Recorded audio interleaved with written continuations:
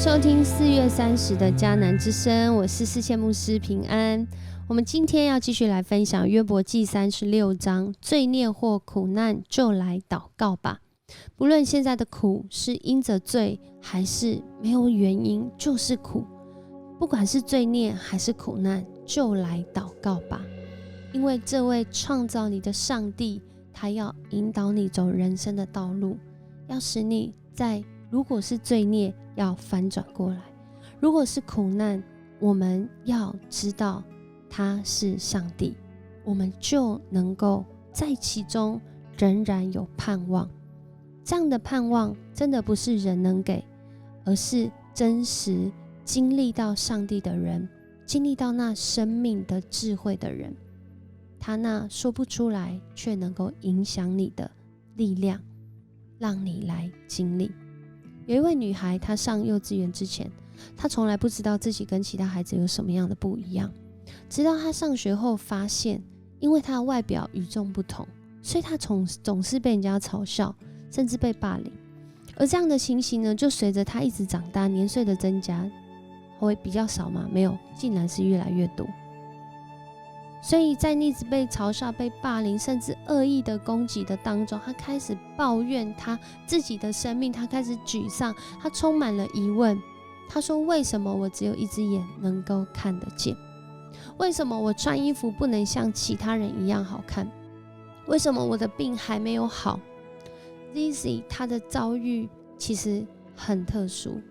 因为她跟大家不一样的地方，她得了一个先天性的疾病，而且是罕见疾病，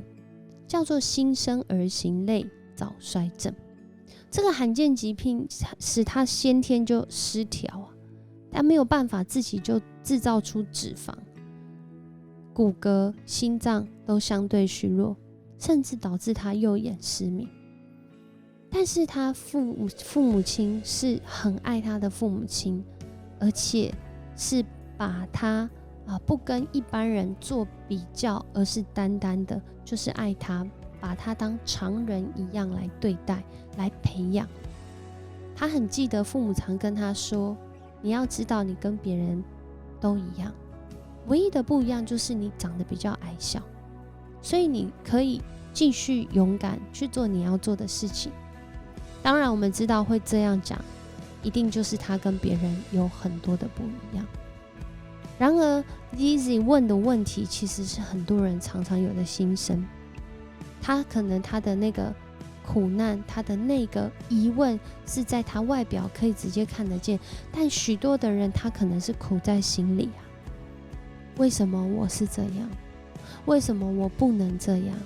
为什么我的经历不能够改变？这个环境没有办法改变，好像 Lizzy 的病，好像他每一次祷告上帝，可是他起来之后他还是没有好。但是因着没有好，就随便摆烂，我就这样很差过一生吗？在今天约伯记中的以利户，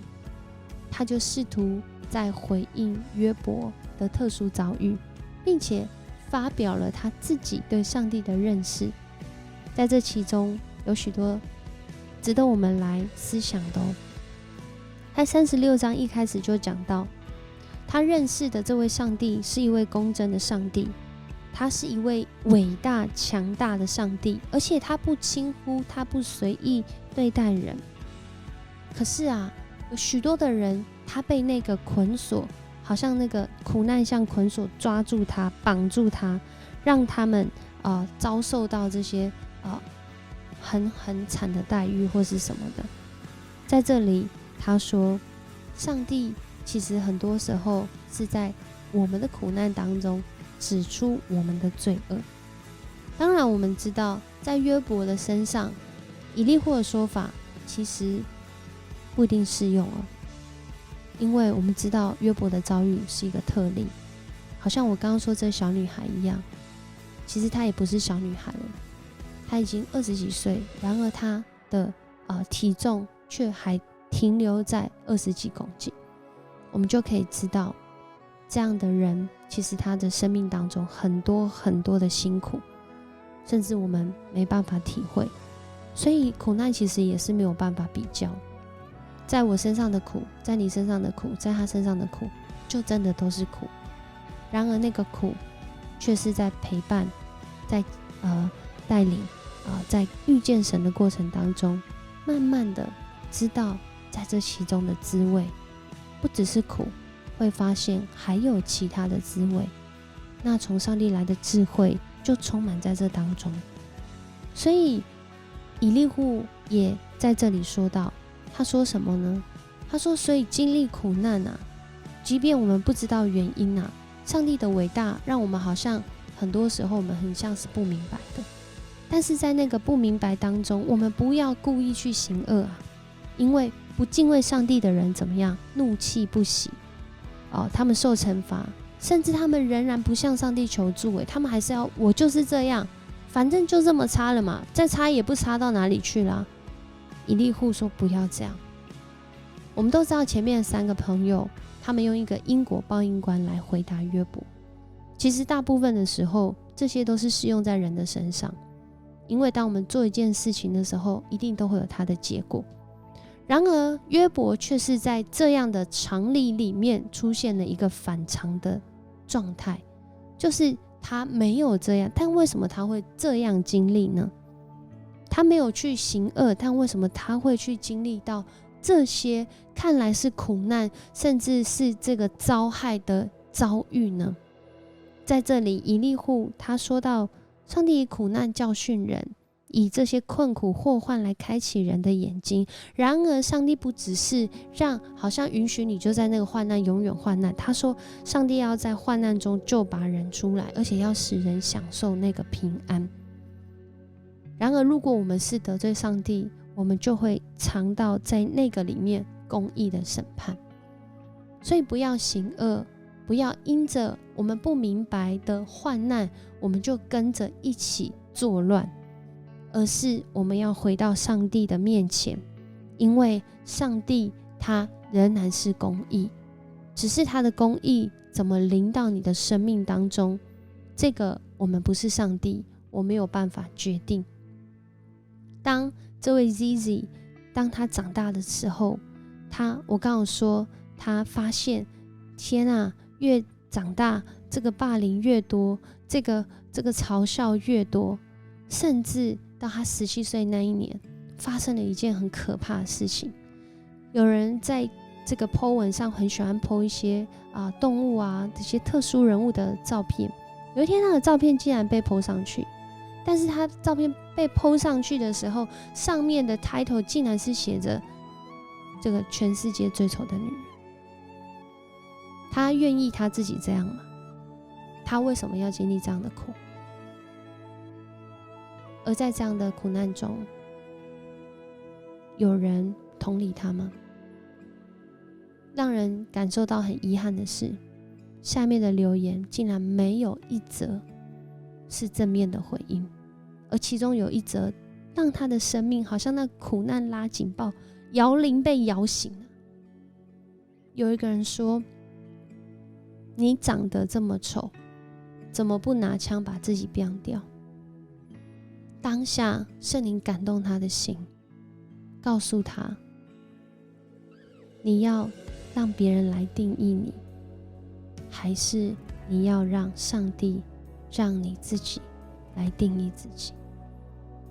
那天他好像就这样子苏醒过来，